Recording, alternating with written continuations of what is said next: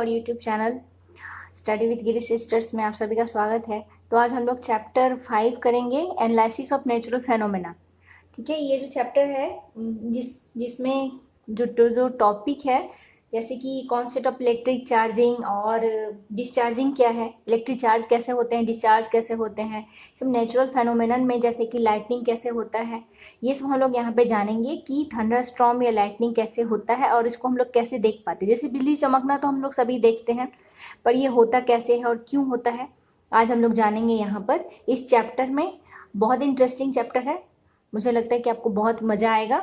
चलिए स्टार्ट करते हैं कि इलेक्ट्रिक डिस्चार्ज और चार्ज पार्टिकल क्या होते हैं। हम लोग क्या जानते हैं कि एटम कंसिस्ट ऑफ इलेक्ट्रॉन और न्यूट्रॉन, न्यूट्रॉन और प्रोटॉन, तीन तरह के होते हैं ना। तो जो एटम के केंद्रक में होता है, तो उनके न्यूक्लियस में तो क्या होता है, प्रोटॉन और न्यूट्रॉन की संख्या भी इक्वल होती है, जिसके कारण वो क्या है, उदासीन होता है। एक कोई भी एटम उदासीन होता है, वो किसी रासायनिक प्रतिक्रिया में भाग नहीं लेता है जब तक कि वो उसमें से इलेक्ट्रॉन की संख्या इधर से उधर ना हो। इलेक्ट्रॉन मीन्स जब निगेटिव जो चार्जेस पार्टिकल होते हैं जिसको हम लोग इलेक्ट्रॉन कहते हैं, और पॉजिटिव चार्जेस पार्टिकल होते हैं उसको हम लोग प्रोटॉन कहते हैं। तो निगेटिव और पॉजिटिव चार्ज दोनों मिलके ही ये लोग क्या करते हैं, एक बैलेंस बना के रखते हैं, इसलिए ये एक इलेक्ट्रिकली न्यूट्रल होता है। ठीक है, यानी तुरंत से कहीं पर भी ये इलेक्ट्रॉन का ना ही त्याग देता है ना ही वो इलेक्ट्रॉन ले लेता है, लेकिन कब लेता है इसका एक कंडीशन होता है, जब तक ये लोग चार्ज होते हैं तब तक, यानी कि इलेक्ट्रॉन की संख्या ही होती है जिसके कारण ही इधर उधर यानी कि कोई भी चार्ज आते हैं किसी भी वस्तु में, किसी भी एलिमेंट में, किसी भी एटम में। तो इलेक्ट्रिक चार्जेस जैसे आपने देखा होगा, अब मान लीजिए कि किसी कंघी को कस के अब किसी चीज़ से या बालों में, सूखे बालों में आप कंघी को रब करेंगे तो आप देखेंगे क्या कि उसके बाद आप कागज़ के टुकड़ों को या फिर उसको कपड़े से रगड़ के, कोई एक जैसे कोई भी कपड़ा ले लीजिए, सूती का नहीं हो, रेशम का कपड़े ले लीजिए, तो उस तरह कपड़ों से आप रगड़ के देखेंगे ना तो आपको क्या दिखेगा कि वो कागज़ के टुकड़ों को अट्रैक्ट करता है।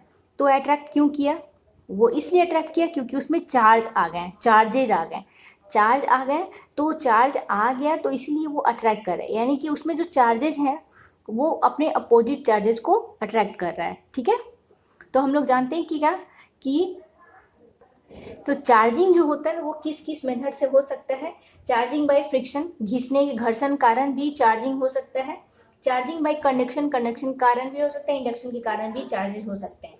जैसे कि प्लास्टिक कम को रब करेंगे भी ड्राई हेयर से, तो प्लास्टिक रिफिल या फिर प्लास्टिक रिफिल को रब करेंगे पॉलीथीन से, तो क्या होगा, the object comb and hair refills and polythene acquires electric charge. ये लोग थोड़े समय के लिए इलेक्ट्रिक चार्जेस इनमें हो जाते हैं और उसके बाद से क्या, इनको इलेक्ट्रिकली चार्ज ऑब्जेक्ट कहा जाता है, और ये लोग क्या करते हैं, अपने अपोजिट चार्ज को अट्रैक्ट करेंगे। ये इस तरह से चार्जेस क्यों ट्रांसफर हुए, how do the charger transfer, ये इसलिए हुआ, generally electric charges can be transfer from one charge body to another uncharge body. यानी जो चार्ज बॉडी है वो क्या करेगा कि अपना चार्ज को देगा किसको, जो अनचार्ज बॉडी है। ठीक है, तो अनचार्ज बॉडी को जब वो लोग कांटेक्ट में आएंगे एक दूसरे को, तो क्या करेगा, अपना चार्ज वो किसी ऐसे वस्तु को देगा जिसमें कोई चार्ज नहीं है। ठीक है, तो वो क्या करते हैं, तब तक देते रहेंगे जब तक कि दोनों इक्वल ना हो जाए। ठीक है, यानी जो चार्ज बॉडी है और ये मान लीजिए निगेटिव चार्जेस हैं, तो ये क्या करेगा, इसको देगा ताकि ये दोनों इक्वल हो जाएंगे, तो फिर ये चार्ज इनका ये लोग न्यूट्रल हो जाएंगे। तो इसी तरह से इलेक्ट्रॉन जो होते हैं, जैसे कि ये लोग चार्ज दिए एक दूसरे को, इस तरह से क्या हुआ कि इसको हम लोग कहेंगे इस प्रोसेस को चार्जिंग।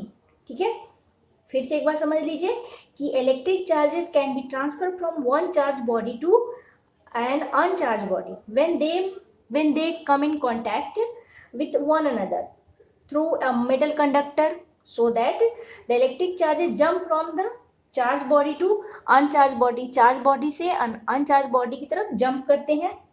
तो जब तक कि ये लोग till the charges on the both the bodies are equalized, जब दोनों बॉडीज में चार्जेज इक्वलाइज रहेंगे तो इस प्रोसेस को हम लोग चार्जिंग कहते हैं।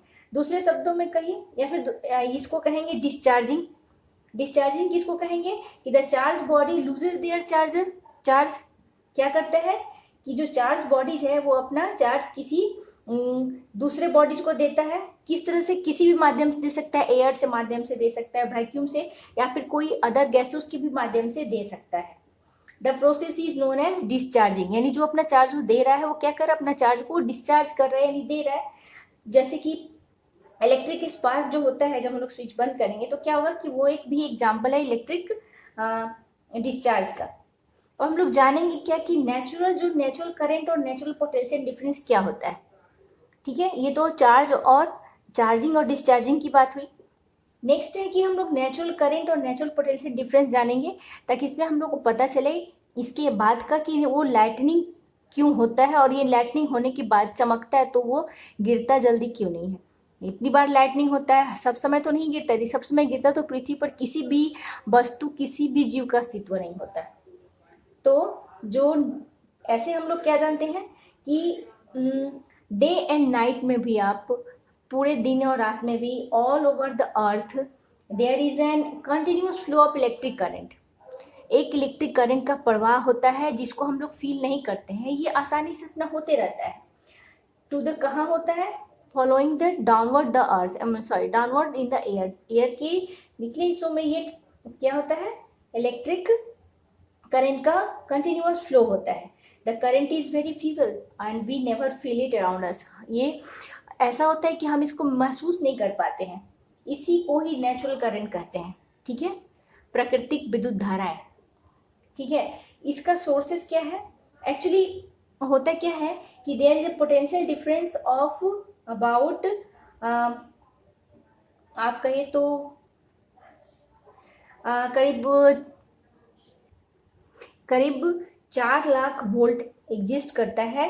कहाँ पर? ये हमारे एटमॉस्फेयर है उसके, अर्थ के अराउंड में ये एग्जिस्ट करता है, या उसके सरफेस पे। ये जो चार्ज पार्टिकल होते हैं ये बहुत छोटे हैं, तो होते हैं बहुत ही छोटे होते हैं, या फिर बहुत ज़्यादा छोटे पार्टिकल्स होते हैं। ये एयर में फ्लो करते हैं इस तरह से, जिस तरह से, इसी को ही हम लोग कहेंगे पोटेंशियल डिफरेंस कहते हैं। जैसे इसको नेचुरल पोटेंशियल डिफरेंस भी कहा जाता है, जो कि बाद में ये नेचुरल करंट, इसी से ही नेचुरल करंट होता है। यानी पृथ्वी के ऊपर, पृथ्वी के सतह पर करीब करीब 4 लाख वोल्ट का पावर होता है, चार्ज होता है। ये पृथ्वी से बड़ा चार्ज कुछ नहीं हो सकता। आप देखें, पृथ्वी करोड़ों से करोड़ों वोल्ट के चार्ज को वो अपना लेती है और उसमें कुछ भी नहीं होता है। कारण क्या? आप देखेंगे, अर्थिंग नाम सुना है आपने? अर्थिंग नाम सुना है, क्योंकि अर्थिंग जो होता है, अर्थिंग क्या होता है कि जब एक चार्ज बॉडी डायरेक्टली और indirectly comes in contact with the earth, कोई चार्ज बॉडी है वो डायरेक्टली या फिर इनडायरेक्टली यदि कांटेक्ट में आते हैं अर्थ के, तो क्या होता है कि then the charges are discharge through the earth. तो उस चार्ज बॉडी क्या करता है कि अपना जो चार्ज है वो अर्थ को दे देता है, अपना चार्ज क्या करता है? डिस्चार्ज कर देता है। तो डिस्चार्ज करने के बाद through the earth and the process of such discharging, इस तरह के प्रोसेस जो वो चार्ज को पृथ्वी को दे रहा है, अर्थ को दे रहा है, तो उसको हम लोग कहेंगे अर्थिंग। हमारे घरों में भी अर्थिंग किया जाता है। वो इसलिए किया जाता है कि यदि मान लीजिए अचानक से बहुत ज़्यादा करंट का फ्लो हो, और यदि कहीं पर शॉर्ट सर्किट हो और बहुत ज़्यादा करंट का फ्लो होने के कारण, क्योंकि करंट का फ्लक्चुएशन होना, करंट का प्रवाह कभी कभी बहुत तेज भी हो जाता है, कभी बहुत कम भी होता है, तो अर्थ उसको अपने में समा लेता है। तो अर्थ में कितना पावर है कि वो इतने तरह के बोल्ट को अपने अंदर समा लेता है, तो इसी को अर्थिंग कहा जाता है। बिल्डिंग्स में या बड़े बड़े घरों में या कहीं पर भी, बड़े बड़े बिल्डिंग्स वगैरह में भी अर्थिंग इसलिए किया जाता है ताकि पृथ्वी को, मतलब उस बिल्डिंग का कोई नुकसान ना हो। अभी हम समझेंगे कैसे, लाइटनिंग से।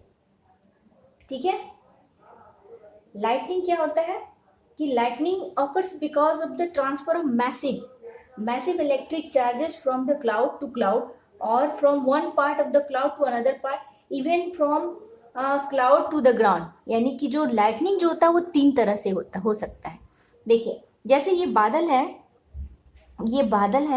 मान लीजिए ये बादल है, और ये एक अनदर बादल है, ये एक अनदर बादल है। ठीक है, तो ये जो लाइटनिंग होता है ये 2 बादलों के बीच में भी हो सकता है, या फिर एक बादल से भी हो सकता है, या फिर ये एक ग्राउंड से भी, सरफेस से भी हो सकता है। ठीक है, तो लाइटनिंग का प्रोसेस यही है कि आप मान लीजिए कि हम क्या जानते हैं, एकदम शुरू से समझते हैं। हम क्या जानते हैं कि जब पृथ्वी गर्म होती है तो गर्म हवाएं ऊपर की तरफ आती हैं, या फिर गर्म हवाएं ऊपर की तरफ जाती हैं, या नदियों तालाबों से जो पानी जो शोषित होता है, जो जो तो कहाँ जाता है, ऊपर जाता है गर्म हवा होके। उसके बाद वो ऊपर जाने के बाद, वो कुछ दूरी पर जाने के बाद, कुछ ऊंचाई पर जाने के बाद वो ठंडा होता है, कंडेंस होता है। कंडेंस होने के साथ वो क्या होगा, यदि आप गर्म चीज़ों को आप ढक के रखेंगे तो वो जब गर्म चीज़ें भाप बन के जो वो निकल रही हैं और जब कंडेंस होंगी तो क्या होगा, वाटर वेपर बन जाएगा।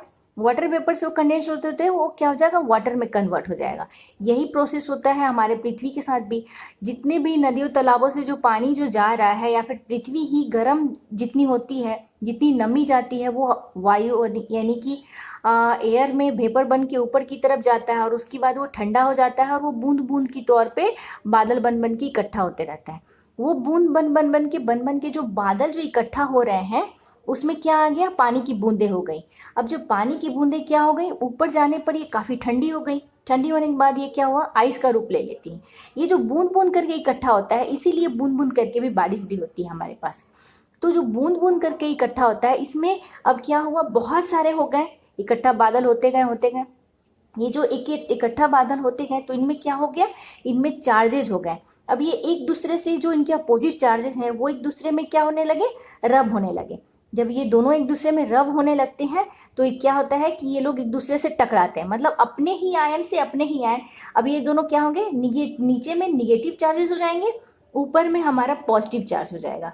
ठीक है, ये क्या होंगे कि एक दूसरे से टकराएंगे, और बादलों में ही अपने भीतर ही जब ये चार्ज में टकराते हैं तो एक बहुत तेज साउंड होता है।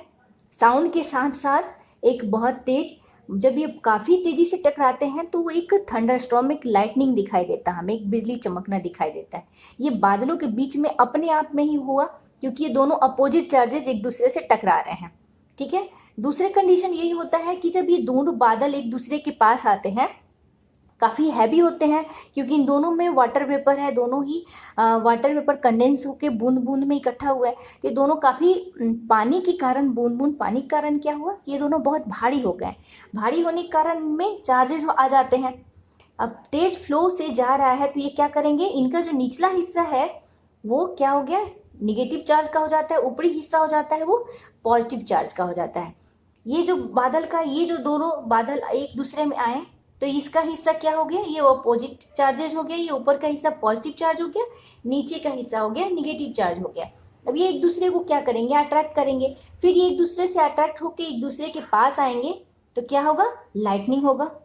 टकराने के बाद काफ़ी तेज, काफ़ी विभवांतर से बहुत तेज, बहुत अधिक मात्रा में करंट का फ्लो होता है, यानी कि इनका जो विभवांतर होता है वो काफ़ी ज़्यादा होता है, इतना कि किसी भी चीज़ को मतलब गला दे, मतलब काफ़ी तेज, हमें कितनी कड़कती साउंड से सुनाई भी देती है।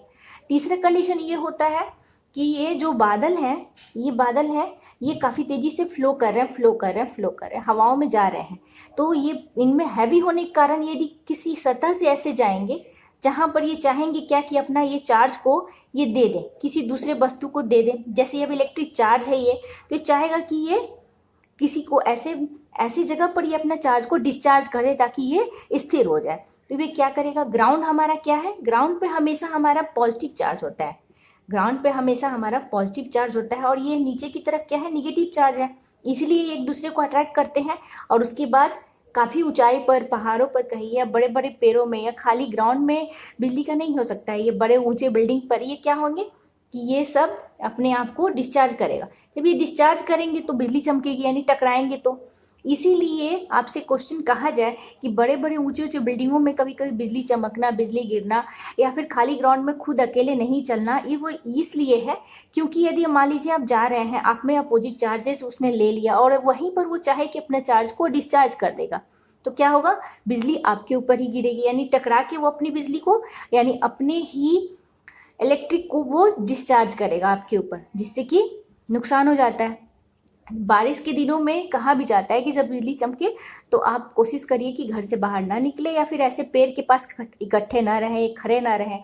कारण यही होता है कि यदि पूरे ग्राउंड में यदि पेड़ ऊंचा है और वहाँ से वो बादल जा रहा है तो अपना वो इलेक्ट्रिक डिस्चार्ज करेगा, वो पेड़ को ही अपनी ऊंचाई अपना वो उसकी तरफ अट्रैक्ट होके आएगा और उसके बाद अपना इलेक्ट्रिक डिस्चार्ज करेगा। तो पेड़ के पास आप खड़े रहेंगे तो आपको ही वो अपना टारगेट बनाएगा और वो अपना इलेक्ट्रिक डिस्चार्ज कर देगा, जिसके कारण काफ़ी मात्रा में यदि इलेक्ट्रिक आएगी तो फिर इंसान की तो मृत्यु निश्चित ही है ना।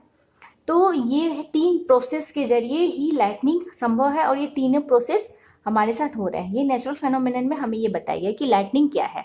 ठीक है, मुझे लग रहा है कि अब समझ में आ गया होगा। फिर भी आपके जो बुक की भाषा है वो यही है कि लाइटनिंग सेफ्टी के लिए क्या क्या करना चाहिए। जैसे फ्रैंकलिन ने क्या बताया हमें कि जो फेमस साइंटिस्ट थे, तो जो साइंटिस्ट थे हमें इन सब लाइटिंग से नुकसान होने के लिए, बड़े बड़े बिल्डिंग नुकसान हो जाते थे, यदि ऊंचे बिल्डिंग हो तो वो नुकसान हो जाएंगे, फट जाएंगे या बहुत कुछ ऐसा कुछ हो जाएगा। तो उनसे बताने के लिए उन्होंने बताया, उनसे बचने के लिए बताया कि इलेक्ट्रिक इनका रिपेलिंग करने के लिए, कि मान लीजिए कि ये बादल जा रहे हैं और वो अपना टारगेट बना दे आपको, तो बिल्डिंग को ही टारगेट बनाए, क्योंकि पूरे यदि अर्थ में यदि उस जगह पर जहाँ वो इलेक्ट्रिक डिस्चार्ज करना चाहता है वो बिल्डिंग यदि सबसे ऊंचा हो, इससे बचने के लिए उन्होंने एक जो इंस्ट्रूमेंट बताया, वो उस इंस्ट्रूमेंट को उस जगह पर बड़े बिल्डिंग में लगा दिया जाता है और वहाँ से वो जो वायर है, जैसे मान लीजिए कि कोई एक बड़ा सा इस तरह कोई इंस्ट्रूमेंट है, या रिपेलिंग करने के लिए इस तरह से है, तो उन्होंने इस तरह से इंस्ट्रूमेंट बनाया और यहाँ जो वायर जो लगा हुआ है वो सीधे चला गया अर्थ में, अर्थ के सरफेस में, या फिर घर के जो बिल्डिंग है उसके नीचे हिस्से में अर्थ से कनेक्ट कर दिया गया।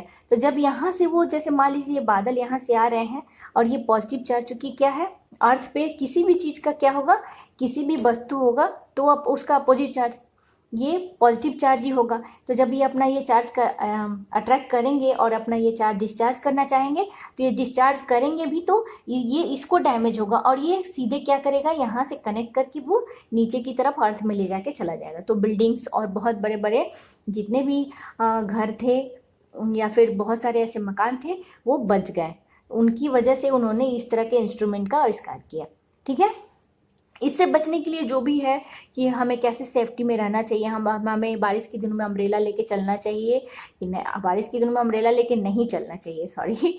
तो बारिश के दिनों में अम्ब्रेला लेके नहीं चलना चाहिए अकेले ग्राउंड में जब लाइटनिंग हो तब, क्योंकि हमें बादल टारगेट बना सकते हैं और अपना इलेक्ट्रिक डिस्चार्ज करने के लिए। ठीक है, तो इस इंस्ट्रूमेंट का नाम जो उन्होंने बताया लाइटनिंग कंडक्टर्स के रूप में। Lightning conductors is a safety device use to protect all towers buildings from the damaging effect of the lightning. उन्होंने बताया कि एक मेटालिक रॉड होता है जो कि टॉलर देन बिल्डिंग के सबसे ऊपरी हिस्से में लगा दिया जाता है और उसके बाद से जो इलेक्ट्रिक डिस्चार्ज होता है वो ग्राउंड में चला जाता है। इस तरह से इस इजी पाथ से हमें ये सेफ्टी से बहुत बड़े बड़े बिल्डिंग्स हो, टावर्स वगैरह का नुकसान नहीं हुआ। ये पूरा जो हमारा जो अभी जो लाइटनिंग का जो चैप्टर था ये ख़त्म हो गया और नेक्स्ट हम लोग मिलेंगे इसके बाद वाले टॉपिक में 5.2 समथिंग है, हाँ 5.2 है, एपिडेमिक है, उसमें हम लोग मिलेंगे। ठीक है, तब तक मुझे लग रहा है कि आपको ये ज़्यादा अच्छा से समझ में आ गया होगा और कुछ भी प्रॉब्लम होने से आप मुझे कमेंट सेक्शन में पूछ सकते हैं। तब तक आप हमारे चैनल को देखते रहिए, लाइक एंड सब्सक्राइब करिए और शेयर ज़रूर करिए ताकि और भी बच्चों को लाभ मिल सके। ठीक है, okay, keep watching, thank you, bye bye.